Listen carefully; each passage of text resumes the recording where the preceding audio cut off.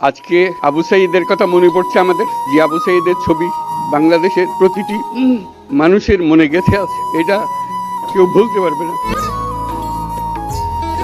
কি অবিশ্বাস্য একটা সাহসী যুবক বন্দুকের সামনে দাঁড়িয়ে আছে, এবং তারপরে থেকে কোনো যুবক, কোনো যুবতী আর হার মানে নাই, সামনে গিয়ে গেছে এবং বলছে যত গুলি মারো, মারতে পারো, আমরা আছি।